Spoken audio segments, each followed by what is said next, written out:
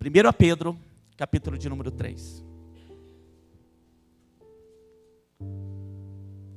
Antes que você pergunte para mim, pastor, tem 1 Pedro? Tem 2 também, viu, querido? Primeiro e tem 2. Certamente você vai encontrar 1 Pedro, no capítulo de número 3. Eu quero compartilhar com você essa palavra revelada da parte do Senhor. Ele falou comigo de uma maneira muito poderosa durante essa semana, e eu quero compartilhar com você.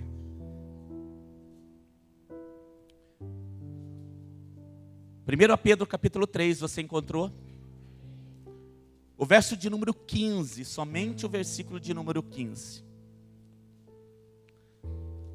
Diz assim, a carta do apóstolo Pedro, no verso de número 15 do capítulo 3. Antes, santificai a Cristo como Senhor em vosso coração. E estai sempre preparados para responder com mansidão e temor a qualquer que vos pedir a razão da esperança que há em vós. Somente esse versículo, e aqui tem 3 instruções aqui, querido. Antes de qualquer coisa, igreja, santificai a Cristo, separa Cristo para ser o Senhor do vosso coração. A primeira instrução que Pedro diz é: separa, porque santificar significa separar. Separa Cristo para ser o Senhor do nosso. Essa é a primeira instrução. A segunda é: estai sempre preparado para uma resposta com mansidão e com temor. Responda sempre com mansidão e com temor. E a terceira instrução dentro de um mesmo versículo: e qualquer que vos pedir, responda qual é a razão da esperança que há em vós. Qualquer um que perguntar a você, responda, querido, qual é a razão da esperança que há em vós. É sobre essa palavra bendita que eu quero compartilhar com você essa noite, em nome de Jesus. Vamos orar, queridos. Querido Deus e amado Senhor, muito obrigado, Deus, por tudo que o Senhor fez nesse dia. O dia nós podemos dizer ele é perfeito, porque perfeito foi o Deus que fez ele. Perfeito tem sido nossa vida, porque o Senhor tem tirado do meio dela as imperfeições, as arestas têm sido certamente arrancadas da nossa vida, e nós estamos felizes e alegres, porque é o Senhor quem tem conduzido a tua igreja, as famílias, cada vida aqui representada. Através do teu Santo Espírito, papai querido, fale conosco. Essa palavra é tão bendita, é tão linda, é tão maravilhosa. E ela revelada, ela se torne comida e alimento para cada um de nós. Que desde o visitante, Senhor, do menor ao maior, Senhor, que cada um aqui possa receber um alimento vivo essa noite. E que saiamos daqui, certamente dizendo: o Espírito do Senhor falou comigo. Que seja assim, para a honra e glória do Senhor. E todo que crê, diga amém. Aleluia. Queridos, a carta de 1 Pedro, ela foi escrita pelo apóstolo em Roma. A história diz, querido, que ele escreve essa primeira carta, ele escreve uma segunda carta, mas esta em particular, ele escreve, querido, a irmãos que estavam vivendo em 5 províncias, localizadas numa região que hoje é a Turquia. Naquela época, essa região ela também era governada por Roma. E a história diz, querido, que esses irmãos que estavam ali, vivendo nessas províncias, nessas pequenas aldeias, controladas por Roma, o estudo diz, querido, que eles estavam sendo oprimidos, perseguidos, vivendo um período de muito sofrimento. E por que eles estavam vivendo assim? A história conta, querido, que eles viviam sofrendo, sendo oprimidos, vivendo, querido, um período de grande perseguição por causa da fé deles. Porque muitos haviam se convertido a Jesus Cristo, o Senhor. Eles haviam se tornado cristãos. E aquele governo da época, até mesmo os próprios homens judeus da época, eles, querido, não aceitavam essa mudança de comportamento, principalmente a mudança religiosa. Por isso, a perseguição foi tamanha. Sabedor disso, Pedro, o apóstolo, ele começa a escrever cartas. E nessa carta, querido, ele faz uma recomendação. Em meio à perseguição, em meio à luta, em meio ao sofrimento, ele recomenda que eles, acima de tudo, que eles vivam uma vida de honra e de glória ao Deus que eles serviam. Olha o que Pedro escreve, querido. Se você ler a carta de 1 a Pedro, ele vai dizer que vocês não abandonem jamais uma vida de testemunho, que em meio à perseguição, que em meio à luta, que em meio a toda essa adversidade que está ao redor de vocês, que vocês não abandonem o testemunho. Uma vida que dê honra, uma vida que dê glória ao Deus que merece honra, ao Deus que merece glória. Amém, querido? O teu Deus, Filadélfia, merece toda honra e merece toda glória. Amém, querido? O teu Deus, querido, você que entrou aqui essa noite, eu não excluo um sequer, eu diria todos nós. Esse Deus merece receber da minha vida e da tua vida, ainda que em meio à perseguição, à luta, à adversidade, a um caminho difícil que nós estamos percorrendo. Ele merece honra, Ele merece glória. Amém, querido? Diga para o teu irmão, o teu Deus merece honra, merece glória.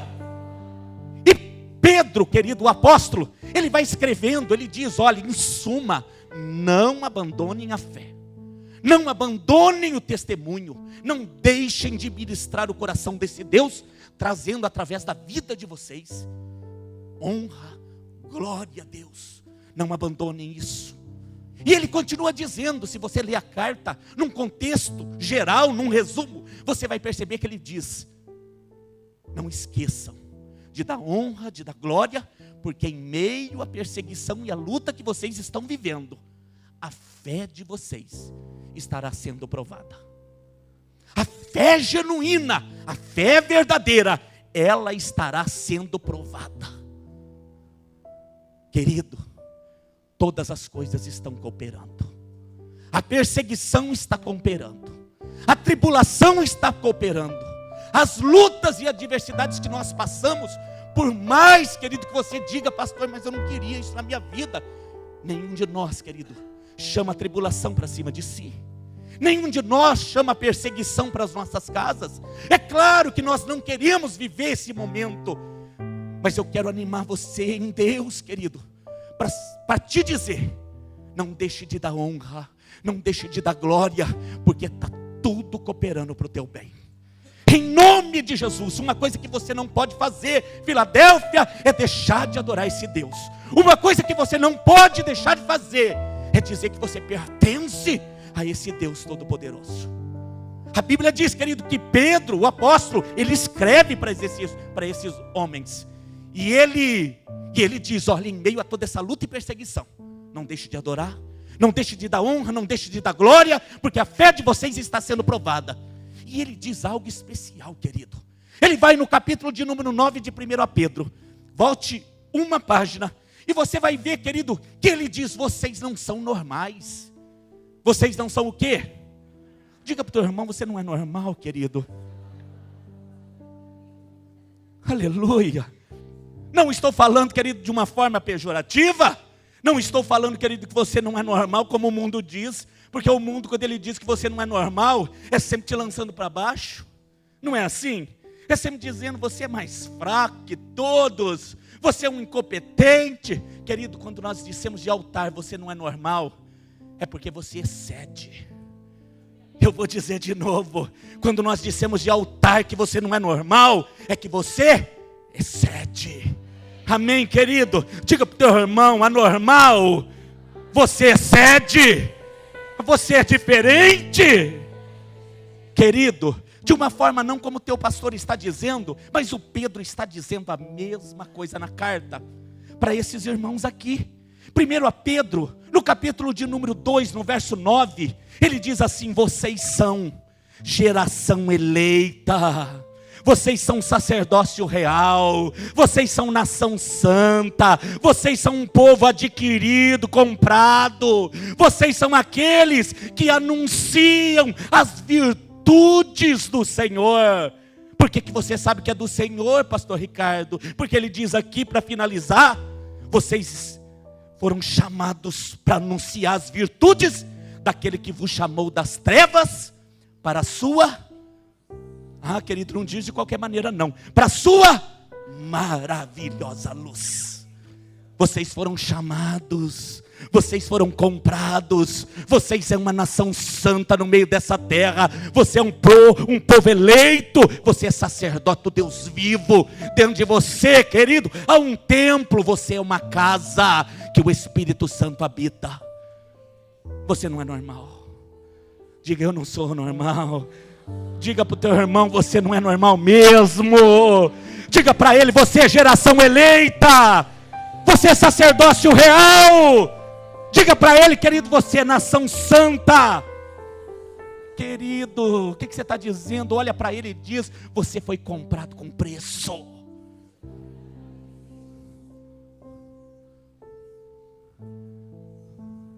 Você está muito normal. Quando nós repetimos isso, nós precisamos ser anormais. Não dá para dizer, querido, para o outro: você é sacerdócio santo, nação eleita, povo adquirido.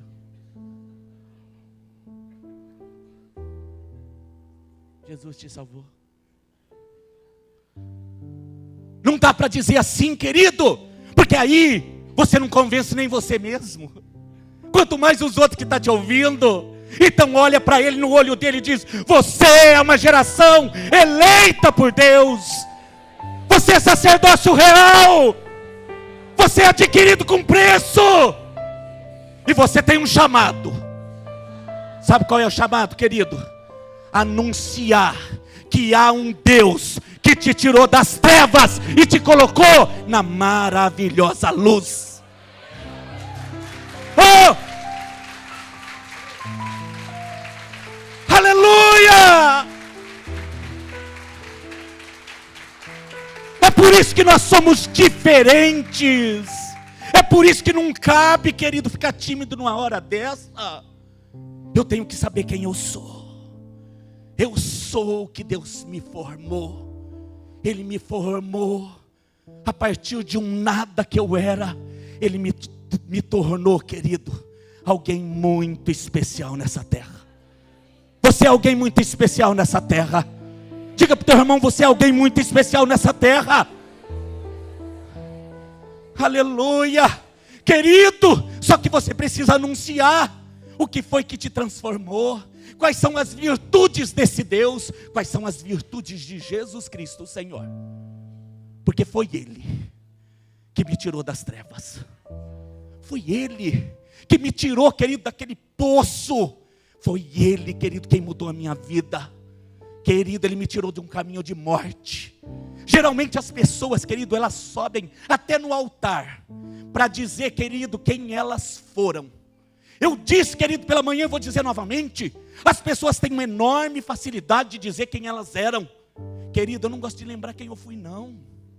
Embora eu saiba contar direitinho o que eu fiz, onde andei, o que trazia para a minha vida, porque aquela coisa, querido, era imunda e por longos anos marcou a minha vida. Mas as pessoas têm dificuldade em dizer em que elas se tornaram, quem elas são agora em Cristo. Elas se lembram muito de quem elas foram. E alguns, queridos, sobem no altar para dizer: eu fui isso, eu fui aquilo. Não, querido, que isso não edifique, não traga algo poderoso sobre a vida das pessoas. É claro que sempre edifica. Mas as pessoas, querido, elas têm facilidade em dizer quem elas foram. em dizer, querido, em que sujeira elas andaram. Mas quando elas dizem e elas vão falar do que Cristo fez na vida delas, elas são tímidas. Querido, você precisa anunciar o que Jesus fez na tua vida. Você precisa contar que virtude nova há em você. Porque quando você conta, fala que tudo mudou, vão perguntar: quem mudou? Cristo mudou. Quem fez? Cristo fez. Da onde eu saí? Cristo tirou. Para onde eu caminho? Cristo me levará. Quais serão os seus dias? Maravilhosos, porque Ele vai à frente em nome de Jesus. Ah, querido, eu sei de onde eu saí, mas eu não gosto muito de falar do meu passado. Eu até instruo algumas pessoas, querido, você fala tanto do teu passado. Como um homem num aconselhamento uma vez, ele me disse: pastor, eu vim do Espiritismo, e ele falou tudo sobre o Espiritismo. Eu vim de Rosa Cruz, e ele falou tudo sobre isso. Eu vim da macumba, e ele falou muito sobre macumba. Eu vim do catolicismo, e ele falou o nome de vários santos que eu nem conhecia. Teve um momento que eu falei: basta, querido. Em quem você se transformou?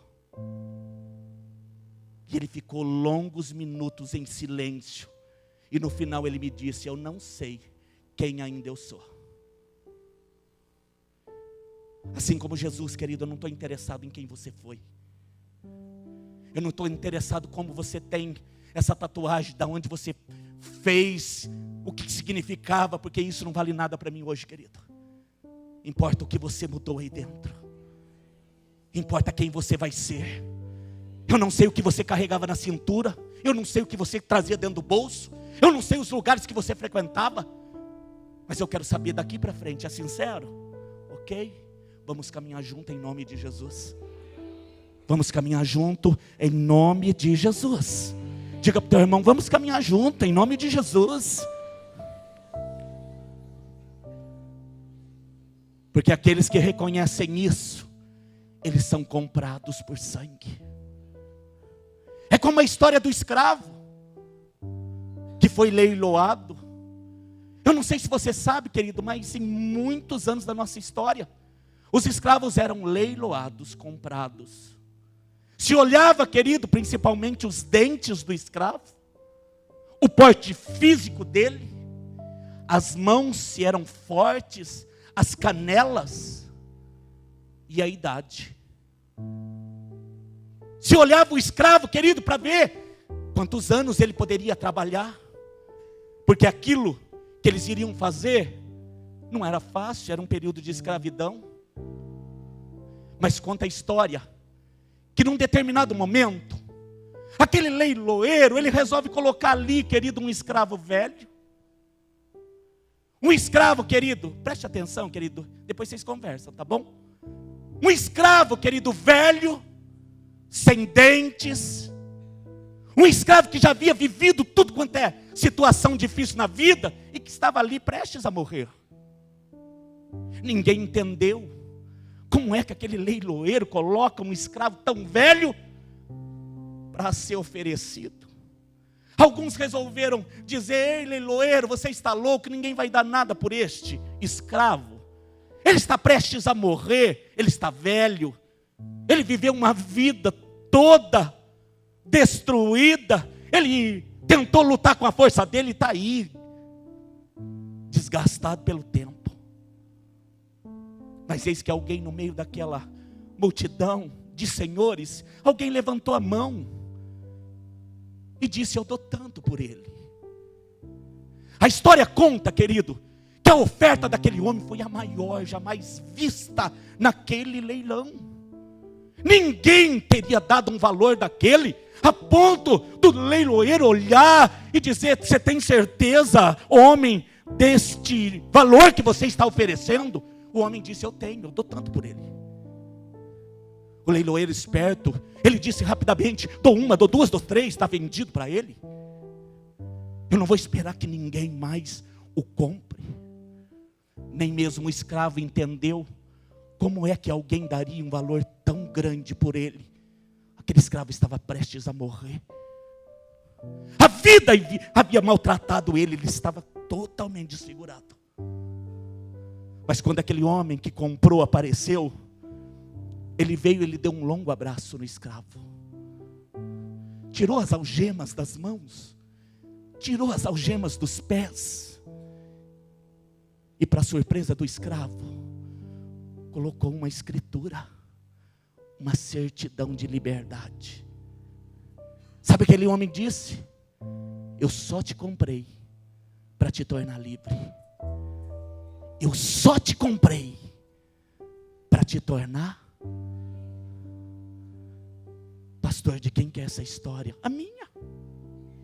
Eu era o escravo. Eu caminhava para a morte. Querida, não tinha mais força alguma. Quem te comprou, pastor? Quem deu valor a você?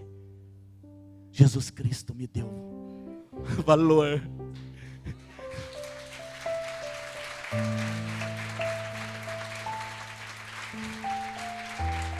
Aleluia!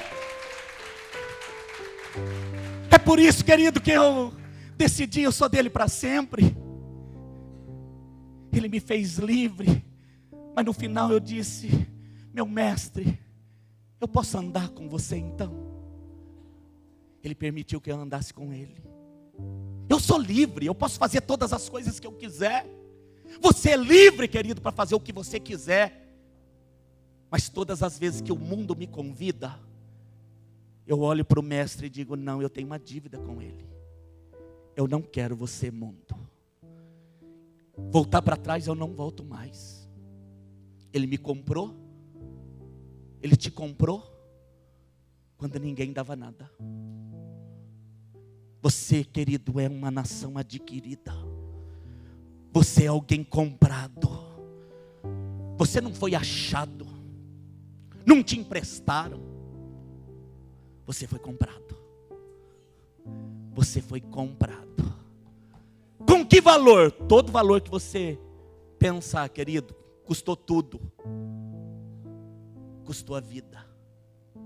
Ele deu a vida por você. Você vale muito, querido.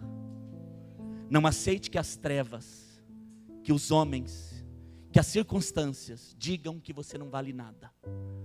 Porque se você saber quem você é, você vai dizer: não, eu tenho valor. Diga: eu tenho valor. Diga: eu tenho muito valor. Diga aí para o teu irmão, a quantos você puder: você tem valor, querido. Você tem valor.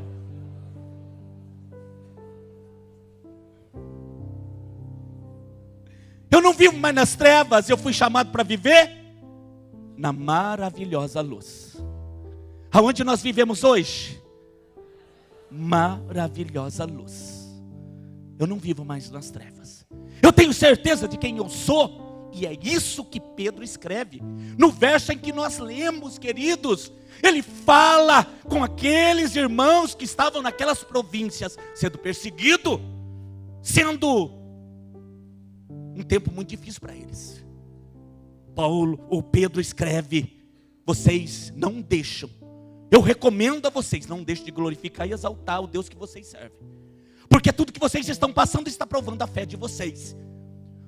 Porque vocês são uma nação diferente. Vocês são um povo adquirido e comprado pelo Senhor. Pedro estava inculcando isso na mente deles. E aqui, querido, no verso de número 15 que nós lemos, é um resumo.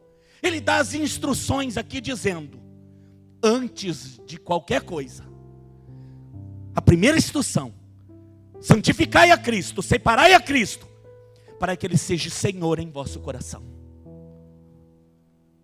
Separai a Cristo, para que Ele seja Senhor do teu coração. Jesus Cristo como Senhor do teu coração. Filadélfia, Jesus Cristo como Senhor do teu coração. Querido, eu estou olhando de altar, e eu posso ver, querido, nos teus olhos, quando Jesus Cristo é Senhor do teu coração, os teus olhos brilham. Ah, querido, eu sei também quando você está indiferente, quando você não está nesse lugar mesmo estando assentado aí. Eu estou vendo algumas pessoas que não estão aqui, assentadas aqui. O que você está dizendo, pastor, é indiferente para mim. Eu sei, querido, porque esse Jesus não representa muita coisa para você. Mas alguns, querido, que fazem de Jesus Cristo Senhor do seu coração. O coração bate diferente, a formosura no rosto brilha, os olhos são diferentes, tudo muda quando Jesus Cristo é Senhor do nosso coração. Eu estou falando de um Jesus que quer se tornar Senhor do teu coração. Pedro está escrevendo a essa igreja, a esses irmãos: primeiro, antes de tudo, Jesus tem que ser Senhor do teu coração. Jesus tem que ser Senhor do teu coração. Jesus tem que ser Senhor do teu coração. Jesus é o quê? Diga: Jesus Cristo seja Senhor do meu coração. Ah, querido, Ele, quando Ele é Senhor, é Ele que comanda, é Ele que decide, é Ele que dirige. Mesmo você tendo toda a liberdade para ir para o mundo, para fazer as suas escolhas, quando Ele, o que te comprou, que me comprou, é Senhor, eu faço as escolhas segundo aquilo que eu sinto por Ele. Ele fez tudo por mim, não é justo eu não fazer nada por Ele. Eu estou aqui para te servir, Pai. Ah, Filadélfia, eu escolhi servir Jesus. Por mais que eu ame você, não é por tua causa, é por causa dele. Não é por tua causa. Não me entenda mal, porque se fosse por tua causa, querido, quantos saem, quantos vêm? Nós ficaríamos indo e voltando, se fosse por tua causa. Mas já que é por causa dele, eu estarei aqui, enquanto ele me quiser aqui. É por causa dele que eu sirvo. É por causa dele que eu entreguei minha vida. É por causa dele que eu ensino as minhas filhas no caminho que elas devem andar. É por causa dele que eu estou aqui para te instruir no que for possível. Em nome de Jesus. Jesus se tornou o Senhor do meu coração. Jesus é o Senhor do teu coração. Amém, querido? Pedro, ele diz a esta igreja: antes, santificai a Cristo, separa a Cristo para ser o Senhor do vosso coração. E segunda instrução: estais sempre preparado. Igreja Filadélfia em Jaguariúna. Eu penso que quando ele escreveu, o Espírito Santo já pensava em você. Diz amém. Ele escreveu: estais sempre preparado para responder. De que forma? Com mansidão. E com mansidão mansidão, querido, na esfera humana. Porque a Bíblia diz que nós devemos ser mansos. Nós devemos responder, querido, com mansidão. Eu sei que isso não é fácil diante das circunstâncias. Porque às vezes, querido, o que a circunstância mais quer fazer é tirar a tua mansidão. É fazer com que você responda de uma maneira diferente. Todos nós estamos sendo treinados a responder com mansidão. É fácil, querido, responder com mansidão? Querido, na maioria das vezes, o que nós menos queremos ser é manso. Nós estamos prontos a agredir e atacar. Nós conhecemos tão bem aqueles que estão próximos de nós, que nós sabemos o que falar para atingir.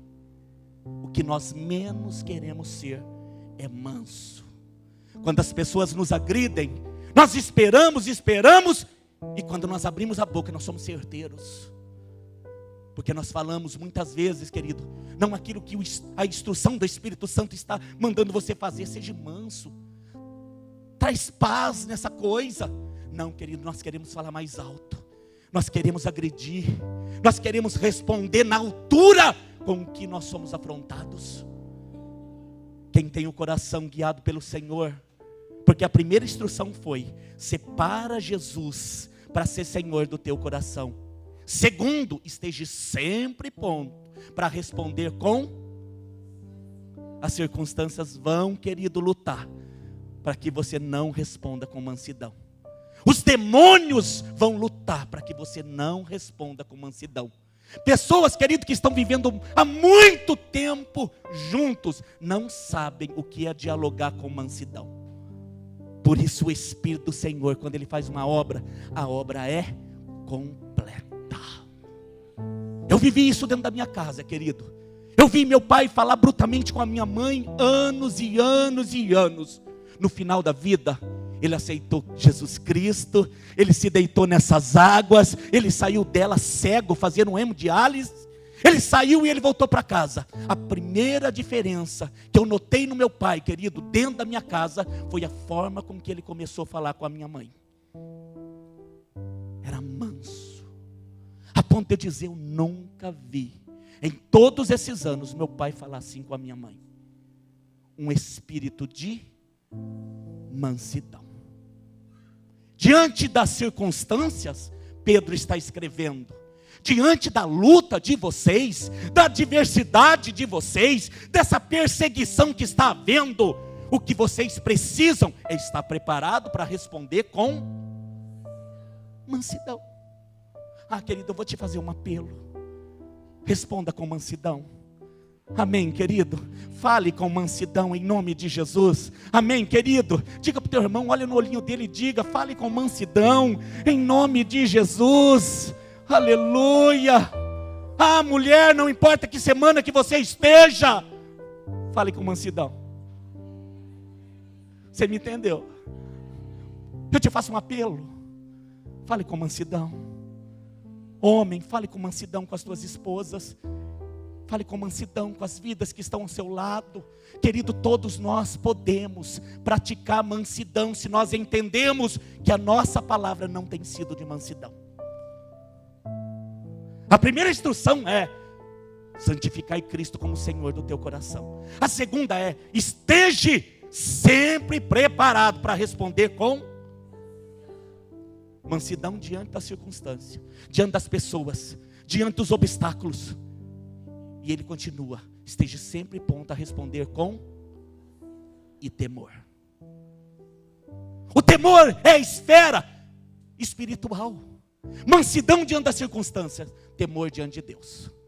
Mansidão diante das coisas, temor diante do Pai. Querido, nessa perseguição não é justo você chegar diante de quem te comprou dizendo: Deus, chega! Porque o Senhor não me ouve, o Senhor não me responde. Olha lá, o outro já conseguiu. Há quanto tempo eu estou na tua casa? Há quanto tempo eu te sirvo? Querida, onde você pensa que está? Com que Deus você está falando? Quem você pensa que é o teu Deus? É por isso que muitas vezes de altar, querido, eu sou chato. Um dia desse, uma moça aqui, ela fez uma bola de chiclete aqui. Não faz muito culto. Você está aqui hoje. Eu vou te falar para você entender que é você. Ela estava com chiclete na boca e ela fez uma bola de chiclete aqui. Eu falei: não é possível. Não é possível que os pais não te deram educação. Não é possível que você se comporte assim diante de um Deus tão poderoso.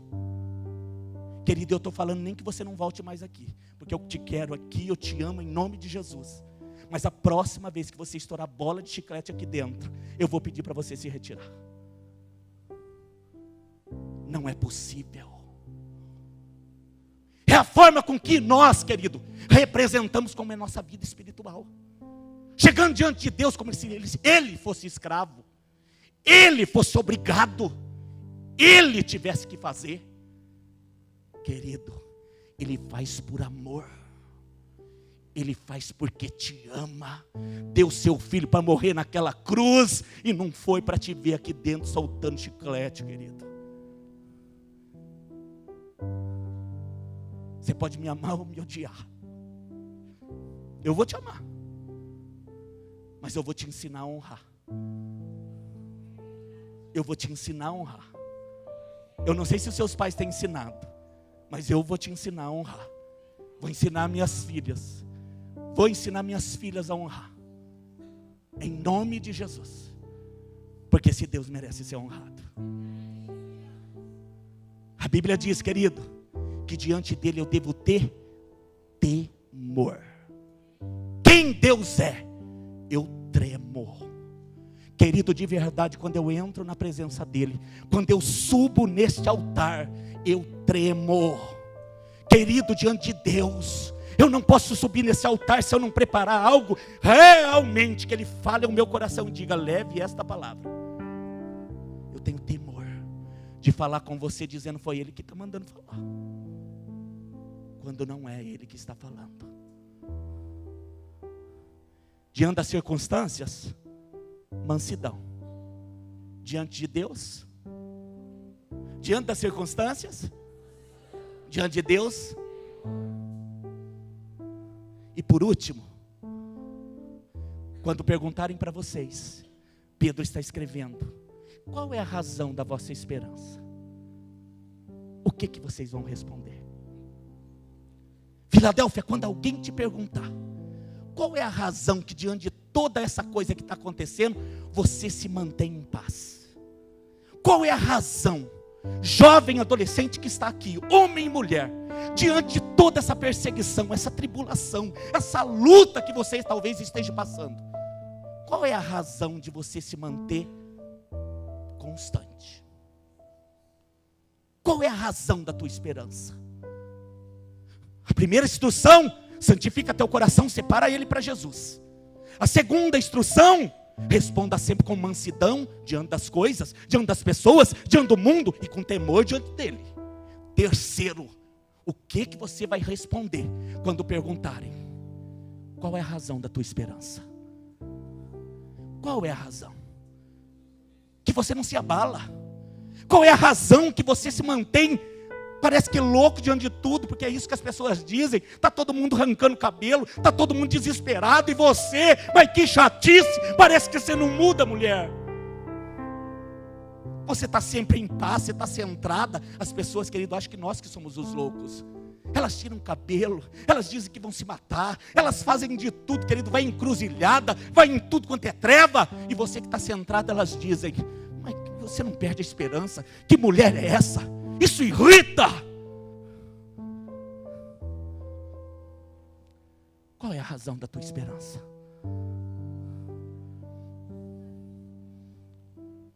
Por que se você mantém constante, homem e mulher de Deus?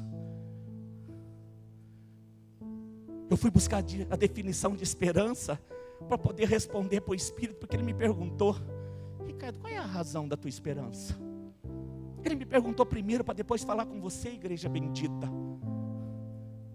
Qual é a razão da tua esperança? Por que você se mantém constante? Me responda, eu quero ouvir. Embora eu pense, ele já sabe, mas ele queria ouvir da minha boca. Eu fiquei sem palavras, eu fiquei meio que mudo. Eu falei como você, querido, eu falei, Jesus é a minha esperança. O Espírito Santo diz, não, me dá uma definição melhor. Isso é muito genérico. É verdade que é Jesus. É claro que eu não nego que é Jesus, mas me diga, o que significa de verdade isso para você? E eu fiquei meio que perdido. Confesso a você que quando o Espírito perguntou, eu não tinha uma definição. Então ele disse, vá ver o que é esperança. Esperança é uma virtude. Diga, esperança é uma virtude que inclina a vontade da mente para confiar na bondade divina.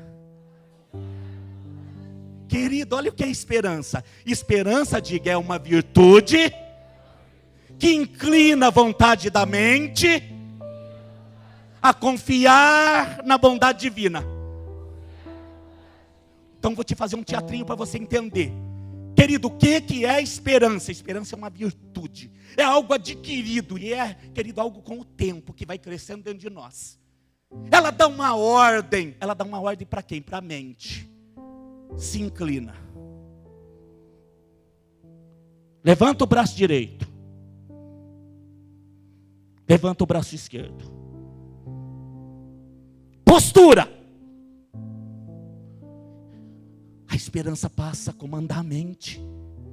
E a mente comandada, ela comanda o corpo.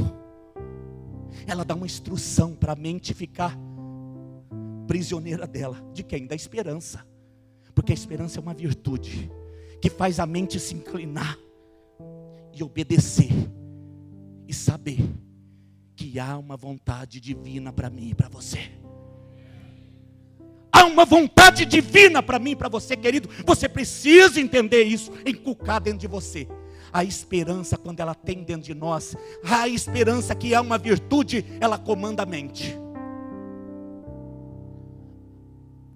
E a mente tem que obedecer o quê? O que a esperança crê? ela crê na bondade divina.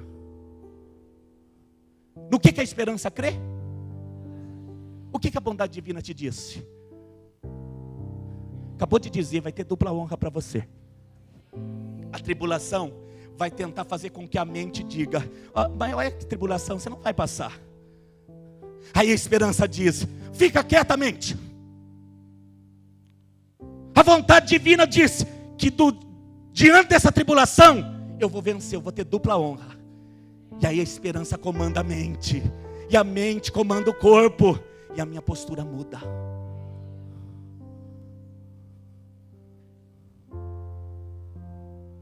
Qual é a razão da tua esperança?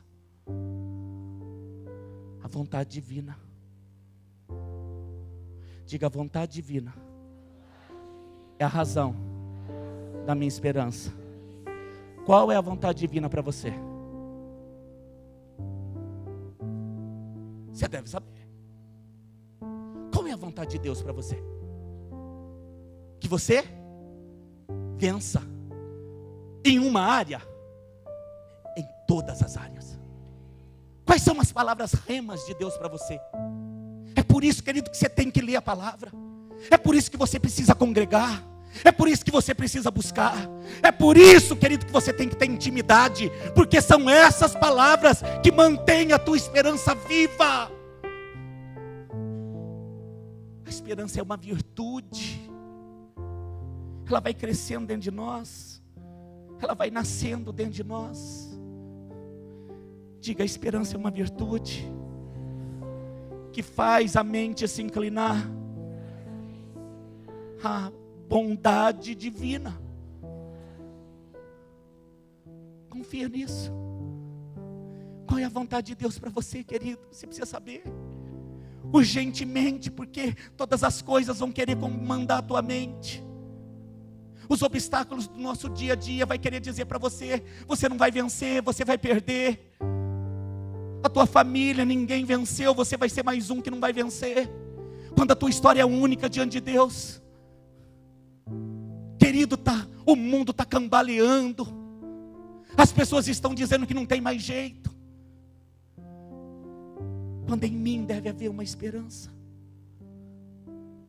Qual esperança? A esperança que inclina a mente a confiar na bondade de Deus. Deus é bom. Deus é bom. E o desejo de Deus é que tudo te vá bem. Querido, você precisa trazer versículos bíblicos que são profecias para você. Você precisa ler esta palavra. Confiar no que Deus está te falando. Porque todas as vezes que a mente, querido, tenta comandar você, você diz: mente, se inclina. A mente vai querer olhar para trás. A mente vai querer dizer quem você foi. Eu não sou avestruz. O que você disse, pastor Ricardo? Eu não sou avestruz.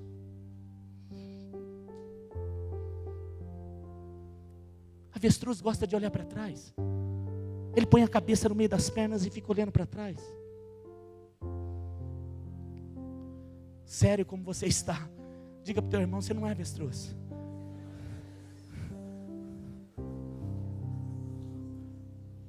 Diga para ele: você é águia.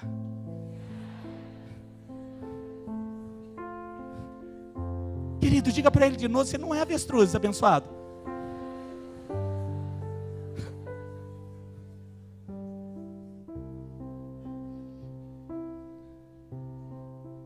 Que marmota viver uma vida.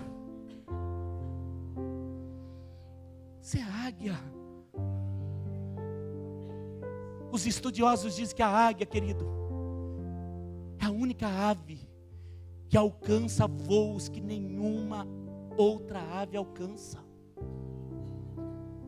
A aerodinâmica dela, ela foi preparada para subir nas alturas, para experimentar o que ninguém experimentou. Querido, diga: eu sou águia. Não sou avestruz. Eu não sei o que você vai guardar desse culto, querido, mas se você guardar isso, vai ser de Deus. que você não é avestruz. Pastor, eu não saí da minha casa, vim aqui cultuar a Deus para te ouvir falar isso. Veio. Porque eu não vou ficar olhando o meu passado mais. Querido, eu não quero saber quem você foi. Eu quero saber quem você é. Eu quero saber a razão da tua esperança. Qual é a razão da tua esperança?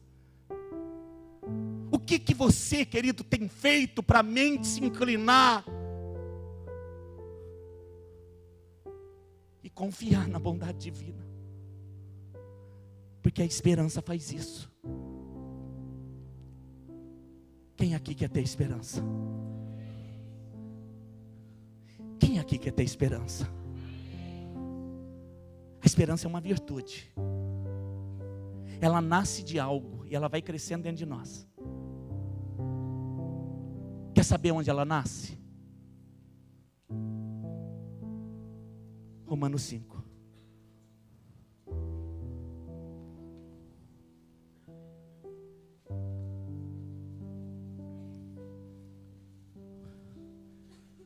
Quantos aqui querem esperança?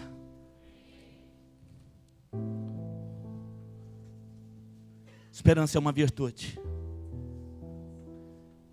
Ela nasce de algo, ela não vem no acaso. Ela vai crescendo dentro de nós. Não é fácil comandar a mente, querido. Eu te digo por experiência própria. Eu tenho exercitado isso na minha vida, no meu ministério. Comandar a minha mente. A minha mente é falha. A minha mente, ela tenta se inclinar aos desejos da carne. Mas glória a Deus, porque eu tenho experimentado uma esperança que tem comandado a minha mente. E quando a esperança comanda, ela me faz lembrar da bondade divina. Para você que deseja ter esperança, eu vou dizer para você onde ela nasce. Romanos capítulo 5, verso de número 3. E não somente isto. A carta aos Romanos está dizendo, não somente estejais firmes, esperançosos em Deus. É isso que ele está dizendo aqui, não somente isso.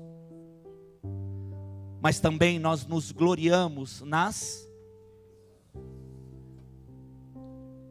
sabendo que a tribulação produz, a paciência produz, e a experiência abre a porta para... Onde que a esperança nasceu? Pode dizer. Disse bem, Osmar. Disse bem, igreja. Onde é que a esperança nasce? É isso que Pedro está escrevendo para aqueles irmãos. Toda perseguição, toda tribulação de vocês, não abandonem a fé, exaltem a Deus, porque tudo está cooperando para o bem de vocês. Está testando a fé de vocês, porque a tribulação que você está passando, meu irmão, vai te tornar mais paciente. Diz amém. Diga para o teu irmão, você vai ficar mais paciente, viu? Haveria alguém aqui que precisa de mais paciência?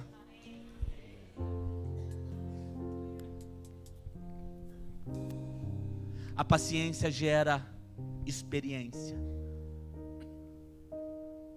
Eu disse há bem pouco tempo nessa igreja. Eu tinha 20 anos e achava que sabia tudo. Tenho 42 e estou percebendo, não sei quase nada. Ô pastor, mas quanto passa, menos você sabe? A experiência me diz assim. Porque quanto mais eu conheço, principalmente de Deus, menos é o meu conhecimento. Quando eu penso, descobri, a imensidão dele se coloca na minha frente. Eu falo, Deus, ainda tem tudo isso. É como um livro que você vai ler, querido, e você diz, terminei. Aí o autor do livro diz, não, é só a introdução. Tem mais 1.500 páginas. E quando você termina, ele diz, é volume 1.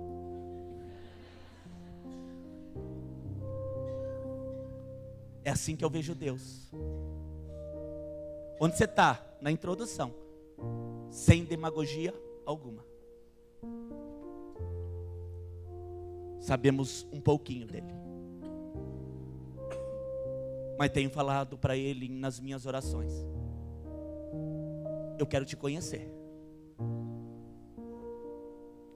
E o que eu descobri, eu posso contar? Ele disse, pode. Eu vou te revelar e você conta para eles. Se você saber algo novo, eu quero saber também, viu? Porque nós vamos trocar experiências entre nós. Porque todos nós somos amados. Diante dele não tem filho predileto. Mas nós precisamos estar interessados em saber quem é o nosso Pai.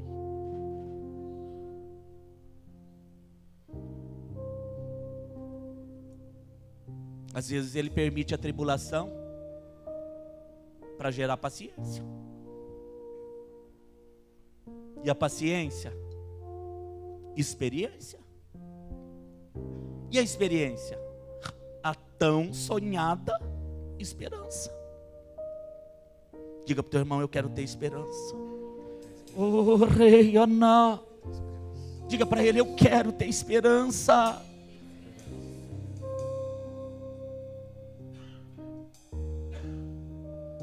A Bíblia diz que a vida daqueles que têm esperança, sinais vão acompanhar. Eu não li de manhã, porque o Espírito Santo me disse, pare aqui. Mas para você essa noite eu vou ler. Marcos 16, 17. Quando você chegar a ter esperança, você fala, terminou a minha carreira. Não. A esperança vai ser uma ferramenta nas tuas mãos. Diz amém. Para a carreira que te está proposta. Aleluia. Estou terminando, igreja bendita.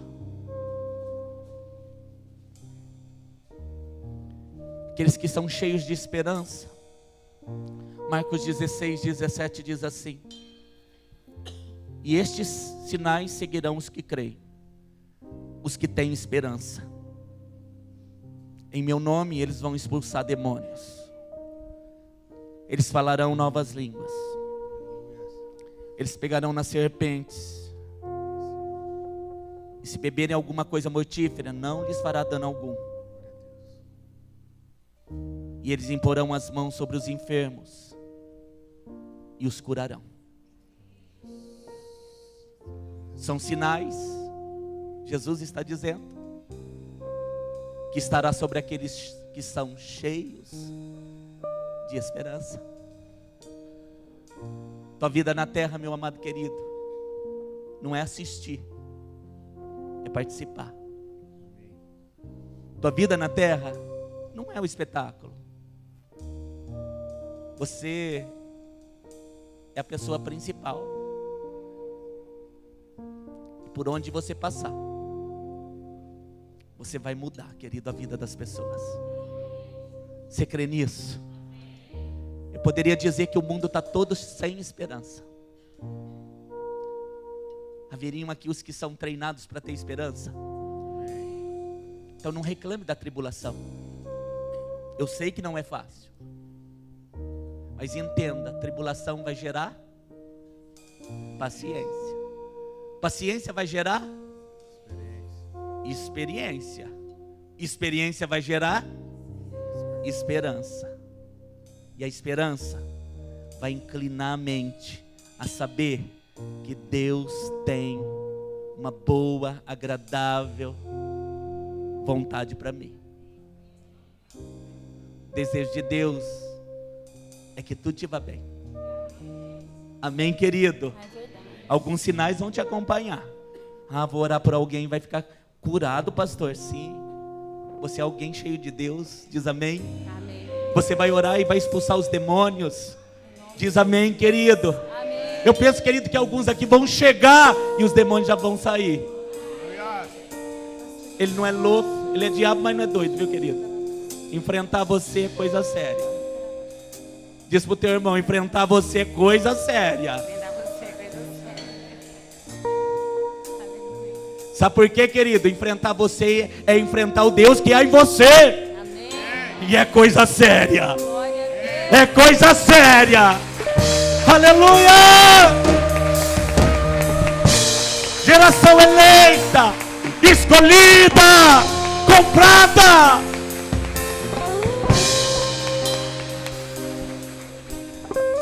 Ele é minha fortaleza, Ele é minha promessa.